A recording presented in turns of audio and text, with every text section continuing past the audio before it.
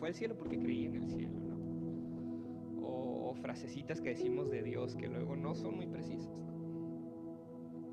Pues fíjense, yo quería contarles que abordando el libro de lo que se va a tratar el mensaje de hoy, que en la época Biblia del antiguo lejano Oriente había una idea que era muy arraigada y persistía también en todas las culturas, que es la idea de la retribución divina en algo que gente muy estudiada le llama la gran simbiosis, ¿no? Ahorita vamos a entrar en qué significa eso, ¿no? Pero antes que nada, en el pasaje que leímos habla que el Señor nos llama a que no nos conformemos a las ideas, a la forma de pensar de este mundo, sino que renovemos nuestra mente. Y esa renovación tenemos la convicción que viene por el Espíritu Santo, y también que el Señor nos dejó sus sagradas escrituras para corregirnos. En 2 Timoteo 3:16 dice, dice, toda la escritura es inspirada por Dios y útil para enseñar, para redarguir, para corregir, para instruir en justicia. Entonces, afortunadamente, tenemos las Sagradas Escrituras que nos ayudan con esta idea que ahorita vamos a entrar, que es de la retribución divina. La idea de que nosotros, esa idea que a lo mejor le decimos en el mundo, de repente escuchamos que dicen, es que es tu karma, ¿no? Pero afortunadamente tenemos las Sagradas Escrituras, el libro de Job, que nos enseña el mensaje de hoy, que nos redarguye, nos instruye y nos da sabiduría acerca de quién es Dios realmente para renovar nuestras mentes. Pues bueno, Job es un hombre intachable. Es más, vamos a primero leer el pasaje. Mejor yo no se los, en vez de contárselo, mejor lo leemos aquí. Dice, había una vez en cierto país llamado Uz, un hombre muy bueno y honrado. Siempre obedecía a Dios en todo y evitaba hacer lo malo. Se llamaba Job y era el hombre más rico en la región del este. Tenía 7 hijos y 3 hijas y muchos esclavos a su servicio. Además, era dueño de 7,000 ovejas, 3,000 camellos, 1,000 bueyes y 500 burras. Los hijos de Job hacían grandes fiestas y siempre invitaban a sus 3 hermanas para que comieran y bebieran con ellos. Eran tantas las fiestas que hacían que se iban turnando entre ellos. Después de cada fiesta, Job llamaba a sus hijos y celebraba una ceremonia para pedirle a Dios que les perdonara cualquier pecado que pudieran haber cometido. Se levantaba muy temprano y le presentaba a Dios una ofrenda por cada uno de sus hijos. Job hacía esto pensando que tal vez sus hijos podían haber ofendido a Dios o pecado contra él. Para Job, esta era una costumbre de todos los días.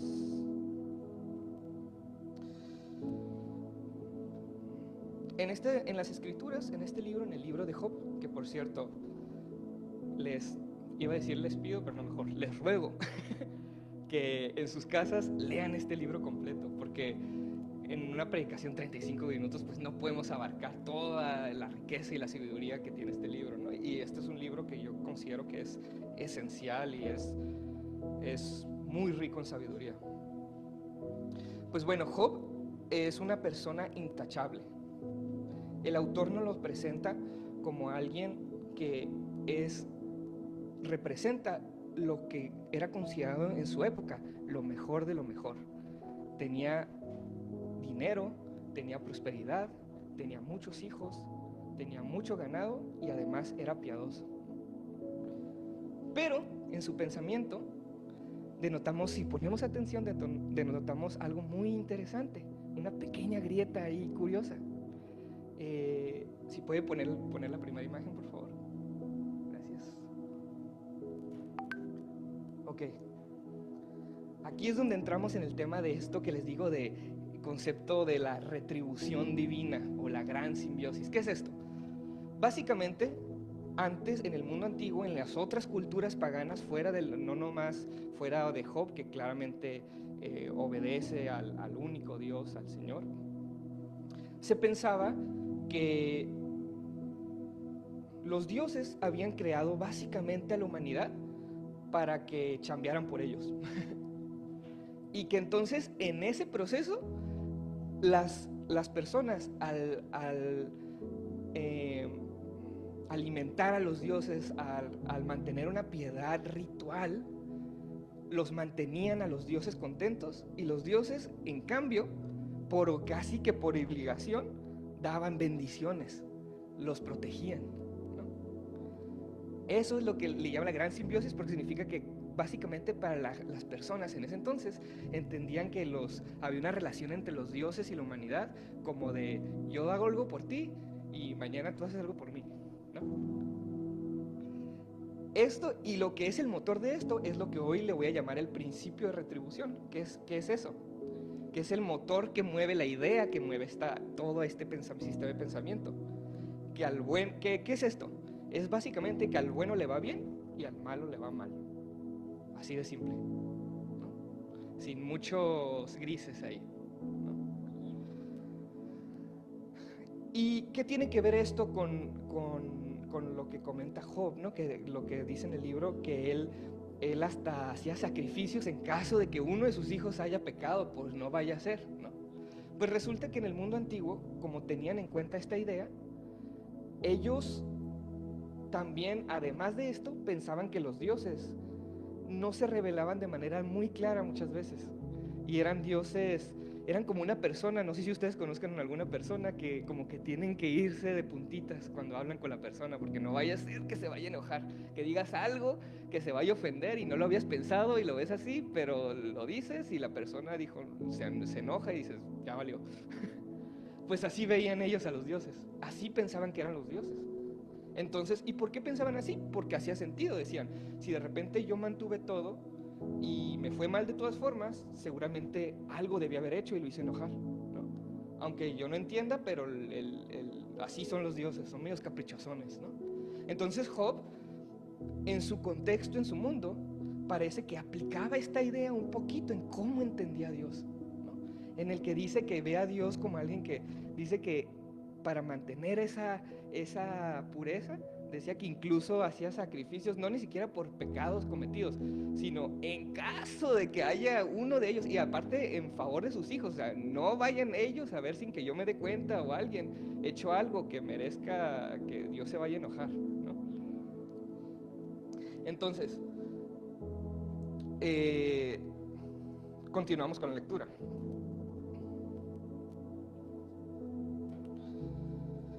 El día en que los ángeles tenían por costumbre presentarse ante Dios, llegó también el ángel acusador, y Dios le dijo, hola, ¿de dónde vienes?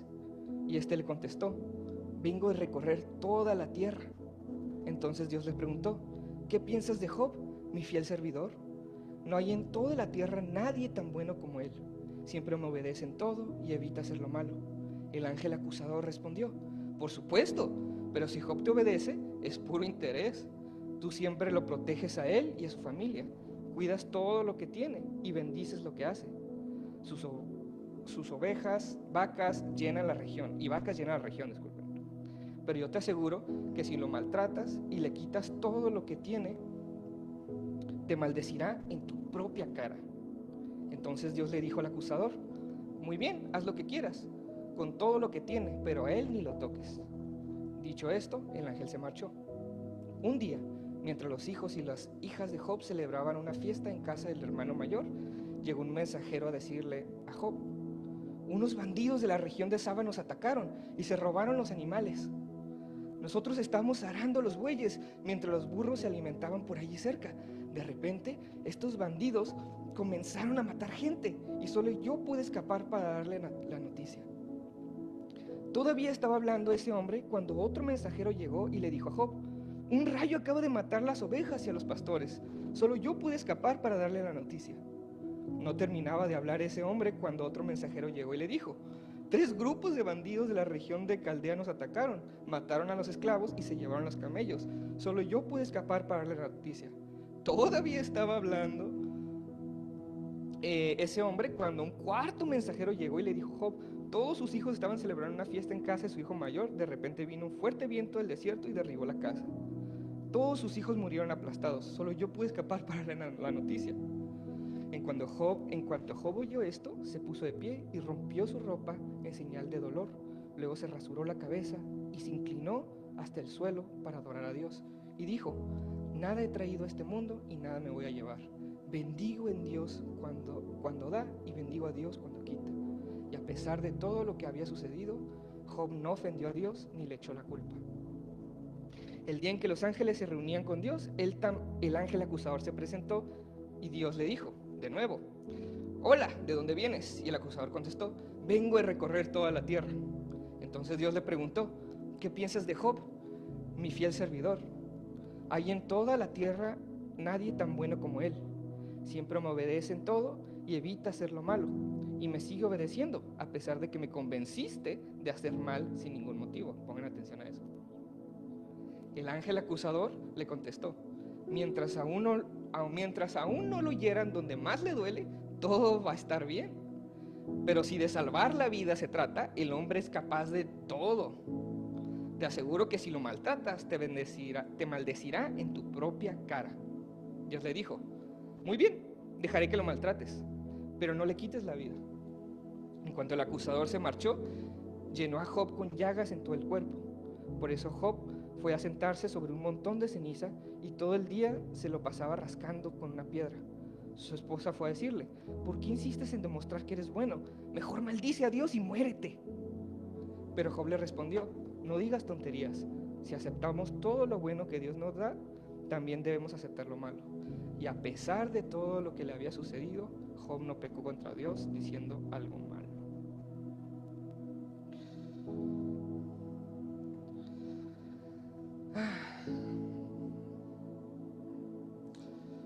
Fíjense, hermanos, que el libro de Job es muy especial porque estoy usando una versión, por cierto, que se llama Lenguaje Actual, porque es un libro que tiene un lenguaje muy elevado. Es un libro que fue escrito con un valor poético muy amplio y que tiene grandes argumentos de grandes prosas, ¿no? Y el autor, inspirado por el Espíritu Santo, nos presenta una situación de extremos. ¿Por qué nos presenta de esta manera? Porque la intención de este libro es hacernos dos preguntas principales. Primero, por medio del acusador está la pregunta: si los íntegros son bendecidos, ¿lo hacen entonces por conveniencia? O sea, básicamente, hacemos así como según acorde a este principio, hacemos las cosas porque nos convienen. O sea, adoramos a Dios, servimos a Dios nomás por lo que nos da. Y la segunda parte del libro aborda el cuestionamiento que vamos a ver de Job, que después de que le ocurre esto, si los buenos, si los más bien íntegros son los buenos, ¿por qué sufren? ¿Cómo es eso justo? ¿No? Los dos extremos. Entonces, para abordar esta pregunta tan difícil, el autor quita todas las posibilidades de que haya una respuesta fácil. Por eso es que es necesario, por eso es de que al principio dice: bueno, primero se queda sin nada, pero después todavía queda la pregunta: ay, pero es que todavía está bien en su cuerpo. Bueno, eso tampoco, ¿no? Entonces a Job le queda nada, lo único que le queda es su integridad. ¿Por qué? Porque si quedara cualquiera de esas cosas, a lo mejor los lectores podríamos decir así como el acusador el ángel acusador en este pasaje, ¿no? Podríamos decir: lo que pasa es de que, o sea, sí se entiende, está bien gacho que pierdas las cosas, pero cuando ya te enfermas tu cuerpo, ahí es diferente, ¿no? Ahí ya uno no aguanta, es otra situación, ¿no? Entonces quiero, hermanos, que tengan en mente esto, que esta es una situación que nos tiene que llevar a responder estas preguntas. Entonces, después de que ocurre esto, Job tenía 3 amigos: Elifaz, que era de la región de Temán, Bildad, de un lugar llamado Suá, y Sofar, de un lugar llamado Naamat. cuando supieron todo lo malo que le había sucedido a Job, se pusieron de acuerdo para ir a consolarlo y decirle cuán tristes estaban por la muerte de sus hijos. Al llegar a donde vivía Job, lo vieron de lejos y no lo reconocieron, pero cuando ya estuvieron frente a él, comenzaron a llorar y a gritar. Enseguida rompieron su ropa y se echaron ceniza sobre la cabeza para mostrar su tristeza. Durante 7 días y 7 noches estuvieron sentados en el suelo, haciendo compañía. Era tan grande el sufrimiento de Job que ninguno de ellos se atrevía a decirle nada. Y aquí entran a esta historia sus amigos. ¿Cuál es el papel de sus amigos en esta historia? Sus amigos, como vamos a ver, representan lo más alto de la sabiduría en el mundo de Job, que, como vamos a ver, se parece bastante en la sabiduría de nuestro mundo actual también.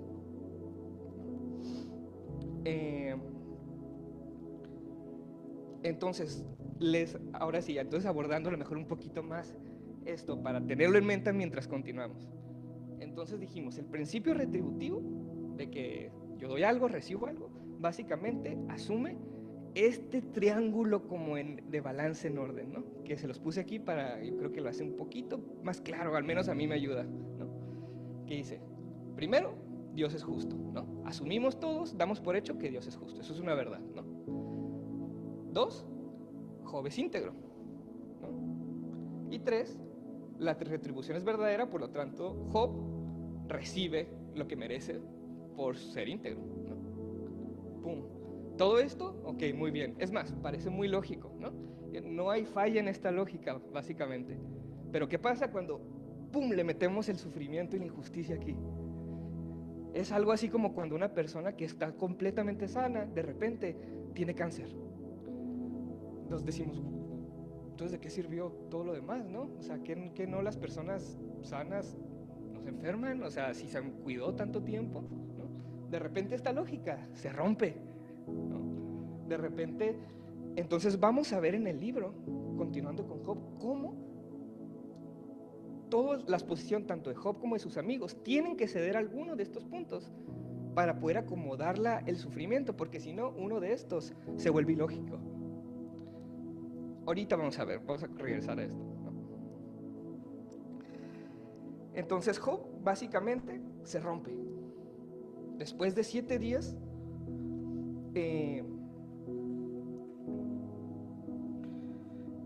Job maldice el día en el que murió y comienza las preguntas más comunes del sufriente. ¿Por qué? ¿Por qué? ¿Por qué? Es lo primero que preguntamos cuando sufrimos, es ¿por qué? Pero entonces los amigos de Job, aquí es donde dicen que ya no se aguantan, porque después de que escuchan a Job que insiste en su justicia, pero que a la vez pregunta, ¿por qué? ¿Esto es injusto? Elifaz, que es el primero que habla, dice, puede ser que no te guste lo que tengo que decirte, pero no me puedo quedar callado, ¿no? Entonces, su amigo, el primer amigo, el resto del libro es un debate entre Job y sus amigos, ¿no? Primero su amigo Elifaz se apoya en su experiencia, en su propia experiencia de vida y su sabiduría, que ve que este sistema funciona, ¿no? Entonces, después de que Job le responde,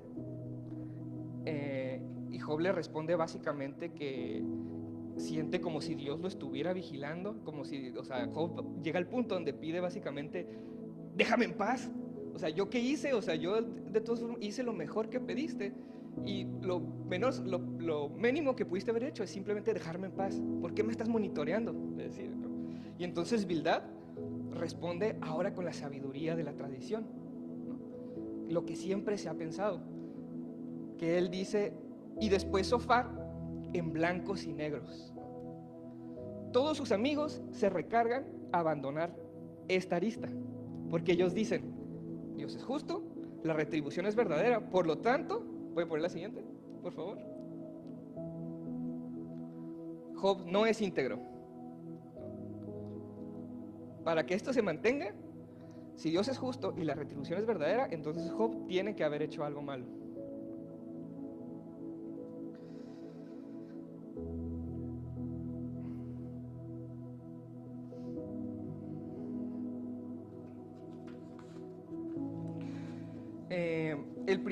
El primer ciclo de argumentación es básicamente eso, es Job, es los amigos intentando argumentar. Seguramente estás en esa situación porque debiste haber hecho algo malo secreto. ¿Se acuerdan que hablamos que así pensaban en el mundo? Que pensaban que los dioses a lo mejor los podías hacer enojar y no sabías, ¿no? Pero Job sigue defendiendo que él en ningún momento hizo nada injusto, ¿no? Después entramos al segundo ciclo de argumentación. Y entonces Job básicamente pone su posición en este triángulo, porque Job está confundido, pero no abandona este triángulo, porque en su mundo es lo que entendían, ¿no? Y es lo que creo que muchas veces nosotros también entendemos. Hace mucho sentido, ¿no? Si hacemos algo, si nos pasa algo, algo debió haber pasado, ¿no? Si quieren pasar a la siguiente, por favor. Job intenta argumentar, eventualmente llega a caer en argumentar esto. Dice, él sabe que él es íntegro, él sabe que la retribución tiene que ser verdadera, pero por lo tanto, Dios es injusto, ¿no?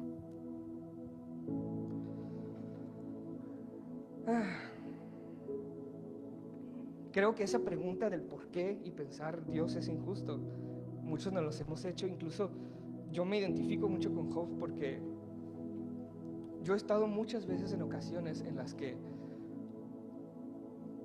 verán, tengo que confesarles un poco algo. Yo a veces batallo un poco con problemas de atención, ¿no? Y he tenido eso desde adolescente, ¿no? Y eso a veces me ha costado mucho en la escuela, ¿no? Ha hecho que, pero por otro lado, no me dejarán mentir los que me conocen, soy muy nerd, me interesan mucho aprender, me interesa mucho estudiar, pero a la vez tengo esta limitante, ¿no? Y muchas veces me llevaba a frustrarme y a decirme, ¿por qué? Esto no tiene sentido y es injusto. O sea, a veces sentía como que yo decía, Señor, ¿acaso te estás burlando de mí? ¿No? ¿Por qué me das esto?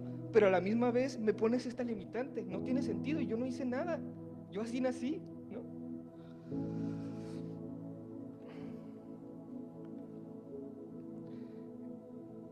Entonces,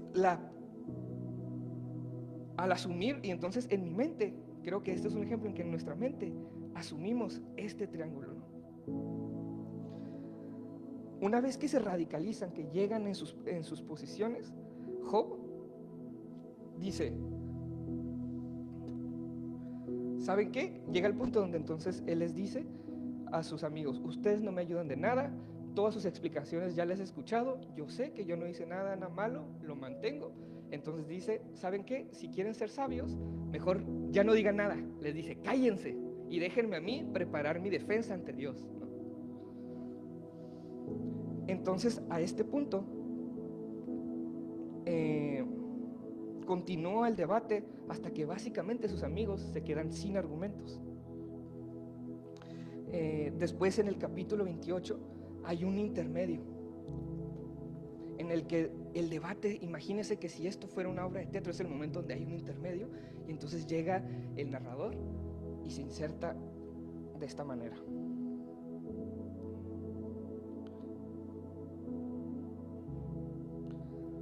El oro y la plata se sacan de las minas y se limpian con fuego. El hierro y el cobre se sacan de la tierra y se les quita la impureza. Ya no hay para los mineros lugar demasiado oscuro. En los más lejanos rincones buscan piedras preciosas. Con la ayuda de las cuerdas bajan profundos barrancos, cavan largos túneles donde nadie ha puesto en pie. En esas profundas minas, donde el calor es insoportable, se gana la vida el minero. De las rocas saca zafiros y entre el polvo saca oro. Y más adelante dice, ¿dónde está la sabiduría? ¿Dónde puede encontrarse? Nadie aprecia su valor porque no pertenece a este mundo. Tampoco se encuentra en las profundidades del mar. Y más adelante dice, ni el oro, ni el cristal, ni las joyas más caras se le pueden comparar. Y termina diciendo, luego dijo Dios el mundo, que luego dijo a todo el mundo, se está refiriendo a Dios, si ustedes me obedecen y se aparten del mal, habrán hallado la sabiduría. Aquí el autor nos introduce una pista a este dilema.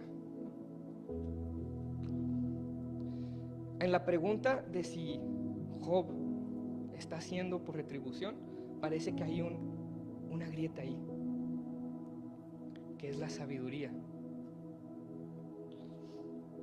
Aquí el autor nos dice que Dios, a diferencia de como esto nos hace mucho sentido en nuestra sabiduría humana, no rige el mundo principalmente por principios simplemente de justicia de cada quien es lo que me merece, sino el principio número por el que Dios ordena en su poder al mundo es la sabiduría. En todo este pasaje se habla acerca de cómo la sabiduría es algo que solo Dios puede obtener y solo Dios tiene de manera plena, y con su sabiduría mantiene la creación. Entonces el autor que nos guía a esto continúa entonces el desafío final de Job.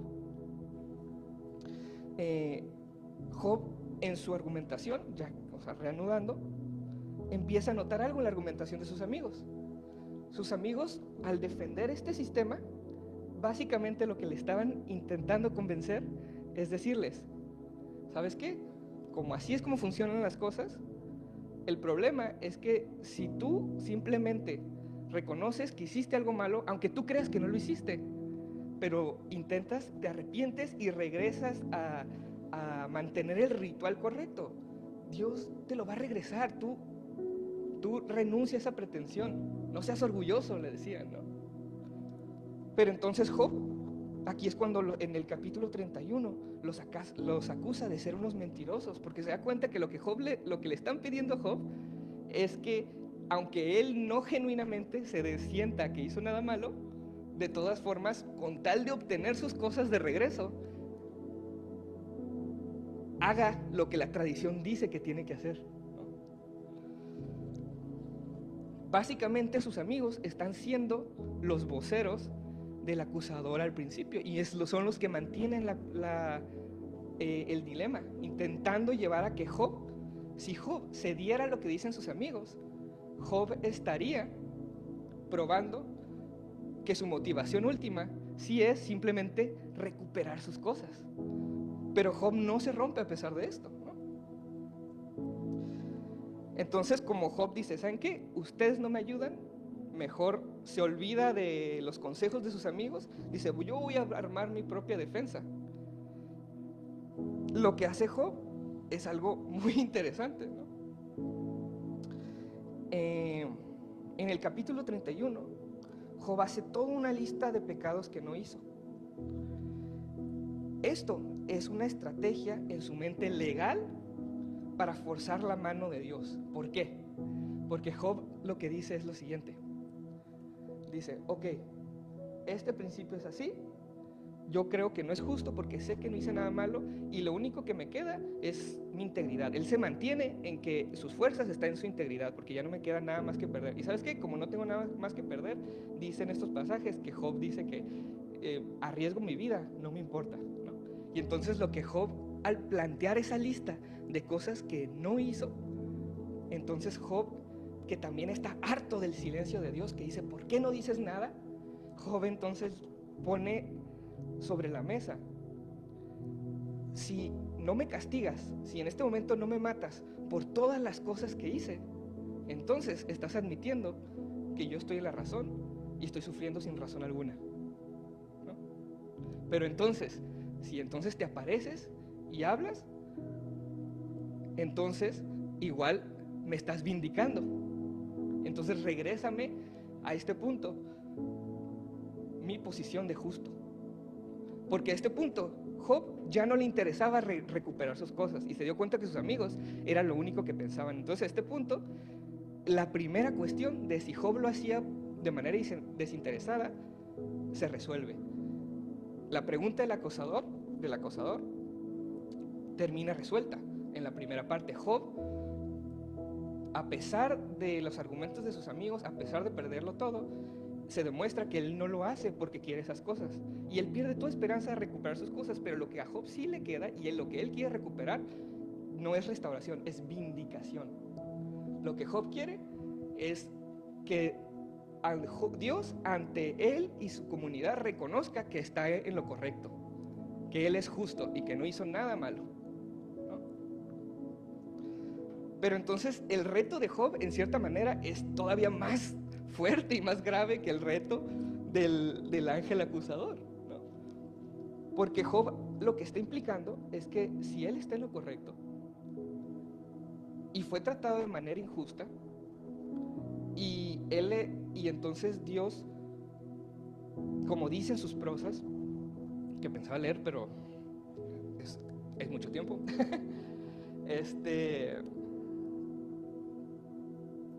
entonces está planteando como si Dios fuera una especie de criatura del caos, una especie de ser superpoderoso que tiene el control sobre todas tiene todo el poder, pero que no actúa por ningún principio discernible o con sentido, ¿no? Está cuestionando la posición de Dios, de ser Dios en ese proceso, ¿no?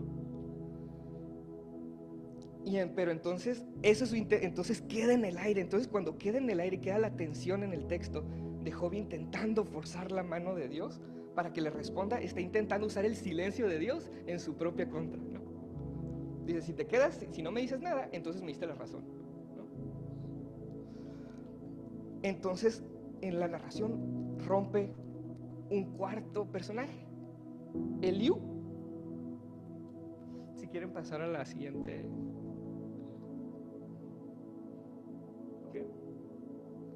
Eliú plantea algo muy interesante. Eliú básicamente reprende al resto de amigos de Job y se pone en una postura que se acerca un poco más a la verdad. Les dice, no hay evidencia que Job haya hecho nada malo y ustedes solo lo están acusando sin saber. Pero Dios no se conforma a tus estándares de lo que es justo y lo que es injusto. Entonces, ¿quién eres tú para juzgarlo?, le dice Eliú, ¿no? Y entonces la retórica de Eliú es decir, tal vez no hiciste nada y Dios tiene una intención con tu sufrimiento, pero en este momento ya estás fallando, porque en tu arrogancia, lo que acabas de hacer cuando dice que lo quiere poner a Dios en el estrado, ya pecaste, ¿no? Entonces Dios sigue siendo justo y termina siendo un poco similar. Él sigue siendo Job el injusto, pero no por algo que hizo, sino lo pone en el futuro, ¿no? Él lo pone por algo que después de sufrir fallaste. Entonces Eliú se acerca un poco más a la verdad porque él no presenta a Dios como una persona, como un Dios caprichoso, ¿no? Sino lo presenta como sabio, todopoderoso, pero sigue equivocándose acerca de Job y sigue equivocándose en que piensa que Dios se conforma a este sistema, ¿no?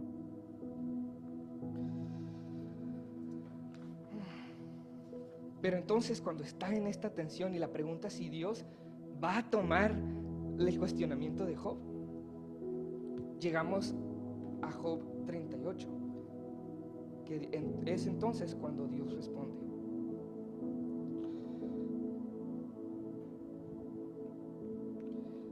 Entonces Dios dice así: ¿quién eres tú para dudar sobre mi sabiduría? Si solo tonterías has dicho. Vamos a ver qué tan valiente eres. Ahora yo voy a hablar y tú me vas a escuchar. Si de veras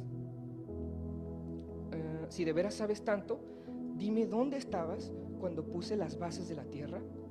Tú no sabes quién las midió metro a metro, quién puso la primera piedra y en qué descansan sus cimientos. Tú no estabas allí cuando cantaban las estrellas y los ángeles danzaban. Dime quién puso los límites del mar, cuándo éste cubrió la tierra. Dime cuándo lo envolvían entre nubes. También más adelante incluso habla Dios en que Dios hace llover, incluso en el desierto donde no vive nadie. ¿Qué es lo que está diciendo aquí Dios? Nos está diciendo básicamente, no digas nada porque yo soy Dios y tú eres pequeño y ya. No, aquí hay algo que debería traernos tranquilidad. Lo que está diciendo Dios es que en su omnipotencia, que es todopoderoso, y en su sabiduría perfecta, implica una sabiduría perfecta, y que Dios no se puede conformar a nuestro sistema de justicia que nosotros entendemos. Y quiero darles una anécdota que a lo mejor puede ilustrar esto un poco mejor. Hablando esto del seminario, hace poco en mi examen oral me hicieron unas preguntas en las cuales implicaba que yo diera como un orden de cómo debía ser correcto en la relación entre el pastor y la iglesia, ¿no? Y pum, yo lo di. Es primero el pastor, su relación con Dios, su familia y la congregación, ¿no? Ordenado, hace sentido, ¿no? Pero entonces en el examen me pusieron cuestionamientos en el cual parecía que era más grave la situación de la iglesia en ese momento que la de su familia, y entonces me están diciendo, pero entonces ¿cómo lo organizas ahí? ¿Estás poniendo entonces primero la iglesia sobre tu familia o qué haces, no? Y me pusieron una serie de cuestionamientos que eventualmente yo tuve que decir. Le preguntaría a un pastor más experimentado consejo, ¿no? La razón por la que les pongo esta situación es porque para poder llegar a una conclusión correcta y justa de la situación, no es que el orden no esté puesto, sino es que en la vida real lo último que lleva a una buena aplicación es la sabiduría. Es la sabiduría. Puedo conocer el orden, puedo tener, pero si no tengo todos los datos, si no tengo todo el conocimiento, entonces no sirve de nada. Y lo que le dice Dios a Job es que yo soy Dios y tengo todo el conocimiento y tengo sabiduría. Y pone a Job que vea, tú entiendes todas estas cosas, y muestra un montón de cosas que la humanidad no puede ni siquiera concebir. Él habla de cosas en el mundo antiguo, pero a lo mejor nosotros podríamos pensar, nos podría decir Dios, ¿entiendes cómo funcionan las supernovas, los hoyos negros, el universo que es tan grande y nosotros parecemos una partícula? ¿Puedes entender todo eso? Los físicos hablan acerca de problemas temporales y que singularidad y de cosas que afectan las líneas temporales, cosas complejísimas que llevan al preciso momento en el que estamos. ¿Entendemos todas esas cosas? Estuvimos ahí, nosotros somos los que tenemos esa sabiduría. No tenemos ni idea, pero Dios sí lo sabe. Dios sí es sabio, Dios sí es todopoderoso, Dios no es caprichoso. Más adelante presenta a dos criaturas que le llama Behemoth a uno y a otro Leviatán. Habla de Behemoth como una criatura que no se mueve ante las olas. Y después habla de Leviatán, de una criatura que en las culturas antiguas les llamaríamos una criatura del caos, que son poderosísimas, que son difíciles, imposibles de domar, que la humanidad no puede entender. Y es una criatura del caos porque para ellos esto simbolizaba cosas como eso, terremotos, volcanes, el mar, que era inentendible para ellos. Como les digo, para nosotros el caos sería algo como un hoyo negro que tiene una gravedad tan grande que la luz misma no puede escapar. ¿Nosotros podemos controlar algo así? ¿Podemos concebir algo así?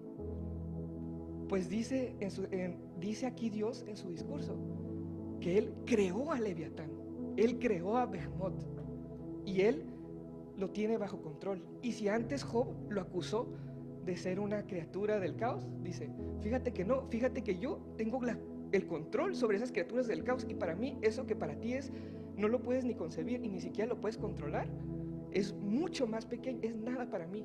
Entonces, ¿por qué piensas que a mí sí me puedes entender y me puedes controlar? Entonces, ¿por qué piensas que a mí me puedes meter en un triángulo así e intentar decir y intentar poner en orden que Dios hizo esto por esto y por lo tanto merezco esto? Si no sabes nada y no entiendes nada. Y esto no es para decir yo soy grande y yo soy pequeño, sino lo que Dios está diciendo en este momento es Dios, las razones, el por qué no es la pregunta correcta. Y es por esto que Dios en su último discurso ni siquiera aborda el discurso de Job anterior. Su reto, ni siquiera se mete en el reto. Entonces no hay manera que digamos que Job realmente forzó a Dios, ¿no?, a contestar. Ni siquiera lo aborda, ni siquiera le explica la situación, ni siquiera le explica que si es justo o no. Lo que le dice es que no, la pregunta correcta no es el por qué cuando estamos sufriendo. Lo que Dios quiere de nosotros es su confianza. Es una confianza completa y un descanso en su sabiduría. Job más adelante dice: por tanto me aborrezco y me arrepiento en polvo y ceniza. Job se arrepiente de su reto, pero notar algo importante: Job no se arrepiente necesariamente de que sí, en realidad es porque haya caído, o sea, no le da la razón a sus amigos y que es porque no era íntegro, sino porque no entendía a Dios, porque tenía una idea equivocada de Dios y tenía una relación incorrecta con Dios. A pesar de que sí, se comprobó que Job sí era íntegro por la integridad misma, pero lo que Job no entendía es que eso no se puede sostener en un simple sistema matemático de justicia, sino se sostiene en la soberanía y la sabiduría completa de Dios. Al final del libro, Dios regaña a sus amigos y los reprende, le dice que ellos no hablaron la verdad ante Dios, como Job sí lo hizo, porque Job, aún en su dolor, fue honesto. Aún Job en su dolor, y aunque incluso llega a pelearse con Dios, de todas maneras, Job busca una relación real con Dios, a diferencia de sus amigos que solo quieren hacer las cosas para recibir algo a cambio, ¿no? Y el libro termina con que Dios no solo no vindica a Job, sino lo restaura y le da todas estas cosas, pero esto no es una consecuencia de que ahora Job te portaste muy bien y tiene su premio, sino fue únicamente por gracia. Y el libro tenía que acabar así, porque entonces la respuesta final, entonces es cuando se aclara a todo este libro. Al final, Dios regresa a ser Dios, a mantener en su soberanía y sabiduría al mundo como ya lo tenía antes. Por eso tiene que terminar de esa manera. Y entonces los retadores quedan expuestos.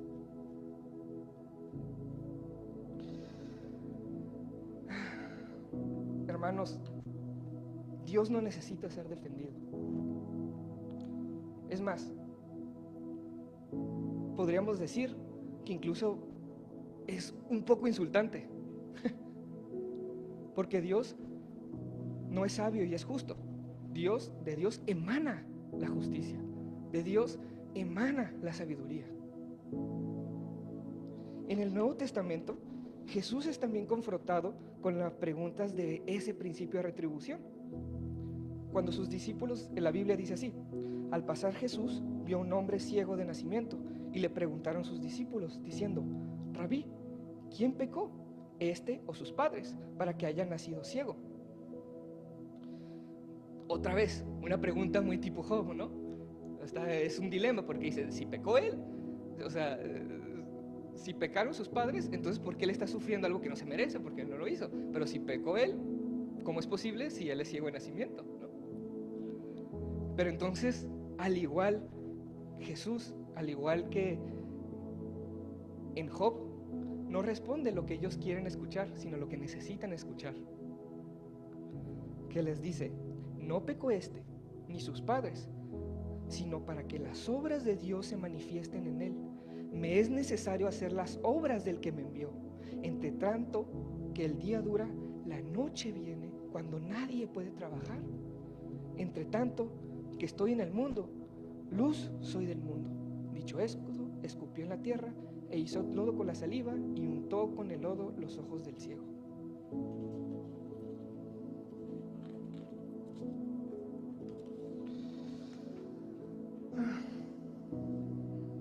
Como dice un autor llamado John Walton,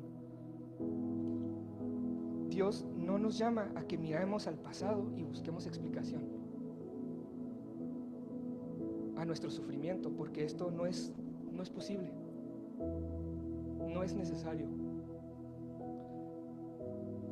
No tenemos la sabiduría divina ni el conocimiento para considerar todas las variables para meterlo en algo así.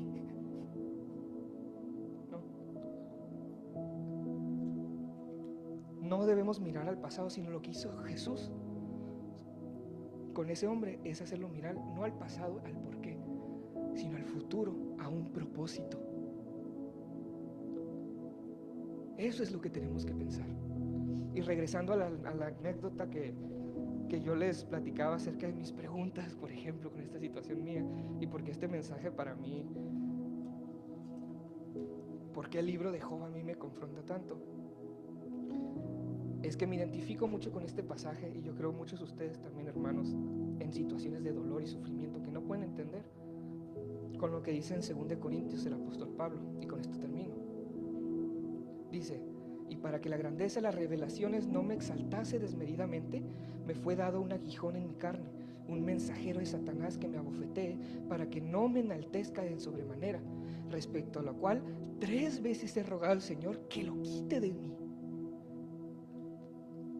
1000 veces he rogado que me quite mis problemas de atención. Yo creo muchos de ustedes tal vez 1000 veces han rogado que les quiten la enfermedad, su situación en la que están financiera, muchas cosas. Pero ¿cuál es la respuesta del Señor? Tal vez no la que queremos. ¿Por qué? Sino la que necesitamos. Y me ha dicho: bástate de mi gracia, porque mi poder se perfecciona en la debilidad. Por tanto, de buena gana me gloriaré más bien en mis debilidades, para que repose sobre mí el poder de Cristo.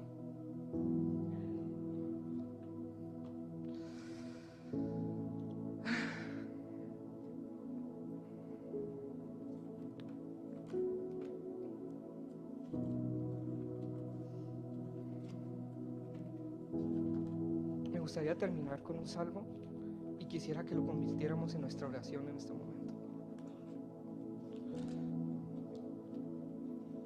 Es el Salmo 131, que dice así: Jehová, no se ha enaltecido mi corazón, ni mis ojos se enaltecieron, ni anduve en grandezas, ni en cosas demasiado sublimes para mí, demasiado grandes que yo no puedo entender.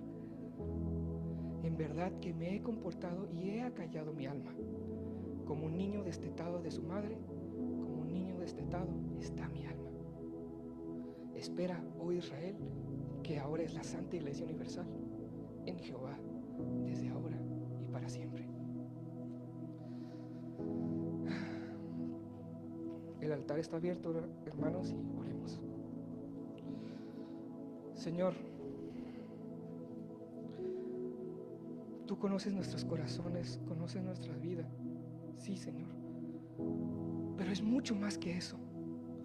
Tú eres más grande que las cosas que nosotros a veces por alguna razón respetamos más y entendemos que no podemos controlar. Nunca nos ponemos a cuestionar terremotos, el poder de una supernova, el poder de un hoyo negro que no podemos ni contener. ¿Por qué, Señor? A veces creemos que a ti te podemos contener y ponerte en una caja, Señor. Perdónanos, Señor. Perdónanos si hemos pensado así. Gracias, Padre, por tu palabra santa que nos revela, Señor. Te revelas a nosotros, Señor, por medio de tu palabra. Y nos muestras cómo quieres que pensemos sobre ti. Renueva nuestra mente, Señor. Prepáranos para que cuando vengan las preguntas, cuando venga el sufrimiento y las cosas que no podemos entender, seamos como niños en los brazos de una madre, Señor. En una confianza plena y completa en tu sabiduría, Señor. Sí, Señor, sabemos que de ti viene la justicia, Señor. Pero tú eres en sobremanera sabio. Tú lo conoces todo. Tú conoces tú tienes, Señor, tus propósitos finales y tal vez nunca los vayamos a entender. Pero lo que sí sabemos es que tú eres Dios. Que tú eres el Dios y tienes un propósito para nuestras vidas. Ayúdanos a mirar hacia el futuro, a mirar a nuestra vocación, Señor, que pusiste a nosotros aquí en la tierra como cristianos, Señor. No solo como cristianos, sino como humanidad, como hijos tuyos, Señor, que tú nos creaste con un propósito, Padre, a cada uno de nosotros y a este universo tan vasto y tan grande que no podemos entender. Señor, ayúdanos a descansar plenamente en ti, Ayúdanos a hacer las preguntas que tú quieres que hagamos, las preguntas correctas. Señor, venga tu reino, hágase tu voluntad, así como en el cielo, también en la tierra, Señor. Venga tu reino, Padre, sobre nosotros, y danos la paz que sobrepasa todo entendimiento, confiando en esta realidad, no importa lo que pase. Nos ponemos en tus manos, Señor, santas con tu voluntad, que sabemos que es buena, agradable y perfecta, Señor. Nos encomendamos a ti, Señor. Nos encomendamos a Jehová, desde ahora y para siempre, Señor. Gracias por tu Hijo Jesús, que nos pone en relación de nuevo contigo, Señor. Gracias porque tú nos perdonas y porque tú nos guías de regreso a ti, a pesar de nuestra ignorancia, a pesar de nuestro pecado, Señor. Te pido esto, Señor, y te encomendamos, nos encomendamos a ti, Señor. Recíbenos en tus brazos, Padre, en el nombre de tu Hijo, Cristo Jesús. Amén.